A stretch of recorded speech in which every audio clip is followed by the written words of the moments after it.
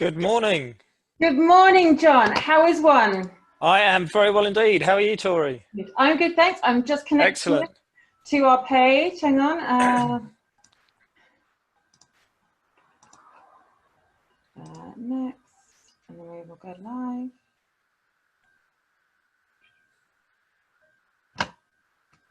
How's your morning gone? Really good, thank you. Just Yeah. making the most of the sun. Weather's still looking good. Saw your photos online yesterday. Yeah. So cute. Yeah. Giggle in all of your photos. She's a bit of a handful, but yeah, she is pretty cute. Okay. Here we go. Go live.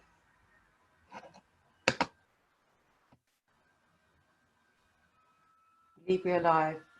Awesome. We're streaming live on Facebook. Excellent. I know. And who got me into this? Who inspired me with this? That'll be you. Was it me? Oh, come on. Yeah, totally. It's just because I'm so keen to see all my adoring fans on Facebook, right? Yeah. So tell those who aren't yet your adoring fans who you are, Professor John Torie, and what you do. So I am a mathematician by training, and I currently work at the University of Birmingham, where I am a professor that's split across mathematics, computer science, and medicine. So basically what we do is we develop mathematical models and algorithms, so basically code that can interrogate data, and we use these tools to try and make better predictions about conditions people might have and what sorts of treatments they might respond to. And what conditions do you specialize in or focus on at the moment? So one of the main areas of focus is, of course, epilepsy, hence our chat today. But we also work in a range of other conditions, including diabetes, cardiac conditions such as arrhythmias, and also disorders of endocrine axes. So, for example, that's too long a word for me. What's that one, please? So basically, these are hormonal systems. So when your hormones malfunction, these can lead to health conditions, and we're also very interested in those. And the common theme, and it might seem a bit odd to think what's mathematics got to do with all this, but a lot of these systems are very dynamic. So if you think in the context of your experience with epilepsy, seizures don't necessarily happen all the time or even regularly or even with any apparent predictability. So they're very dynamic processes. And so what mathematics can do is look to understand how those processes are varying over time, so how the brain's activity evolves over time. And we can actually then recreate some of those principles on a computer and look to understand how the brain is functioning within the computer, rather than having to observe the brain itself for possibly weeks, months, or even years in order to, say, confirm a diagnosis of epilepsy. That is so cool. And so how, perhaps I'm getting a bit ahead of myself here, but with all of this put into practice, how long would a patient, how long would they have to work with you in order for you to make these calculations? So what we've been looking to do, so we recently established a spin-out company called Neuronostics, and what we're looking to do through Neuronostics is to take data that's routinely acquired as part of the diagnostic journey. So if you're suspected of having epilepsy, you're likely to be hooked up to a device called an electroencephalogram. I'm sure you're familiar with it, where they put a load of electrodes on your scalp and they record the electrical activity of the brain.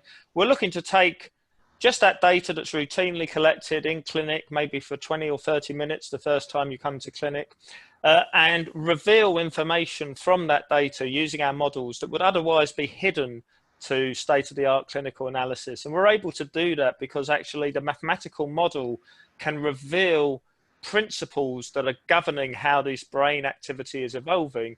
And some of those principles relate to how easy it is for seizures to emerge. And we can use that information to say, this is a brain that actually is quite capable of generating seizures on its own, and therefore this is likely to be someone with epilepsy. So we don't actually have a seizure whilst we're having that EEG? Absolutely not. So this is the beauty of this, that unlike, for example, the current clinical practice where we would be looking to see seizures or other abnormalities that we would associate with seizures in the EEG, we can just do this analysis simply from background EEG where there is no seizures, there are no abnormalities. So the way to think of this is a bit like in a car. You're driving your car and you're a bit worried about your brakes, and you go to the mechanic and you say, I think there might be something wrong with my brakes. And the mechanic asks you to drive down the road. And it's only when you have a crash that the mechanic goes, oh yeah, I think there's something wrong with your brakes. So the crash is like the seizure. And that's what's needed at the moment to confirm there was a problem with the brakes. What we're looking to try and do is say, actually, your brake pads have got a really low level of wear. And so we need to do something to treat your brakes before you have a crash. I love the way you describe that. That's brilliant, because it kind of makes sense to us average Joe or Joettes. So that's fantastic. Okay, so if people want to learn more about what you and your team are doing, if they potentially want to be involved in any way, where should they go? What should they do? So there's lots of ways to get involved. Our university centre has its own Twitter handle. You can hopefully see it on the screen behind me here, so you can follow us on Twitter. Neuronostics also has its own Twitter handle @Neuronostics. We've been hosting a series of discussion panels at Neuronostics where we try and explore key ideas. In fact, the next one of those discussions is going to be this coming Wednesday, 3 p.m. in the UK. So 10 a.m. over in the States on the Eastern Seaboard. In that discussion, we're going to be exploring challenges around epilepsy care and management in resource-limited settings. So this could be, of course, developing nations, for example, but also in other parts of even countries which have quite well-developed economies. There may be areas where it's actually quite difficult to access epilepsy care, and we'll be exploring some of the challenges around that. Brilliant, exciting. Well, thank you so much for doing this with me, especially at such short notice. I'm sure everyone has loved this as much as I. And for anybody who is not watching this right now, it will be uploaded to YouTube afterwards, probably tomorrow. And yeah, thank you, John Terry. Thanks so much, Torie. Cheers, bye. Good luck. Bye.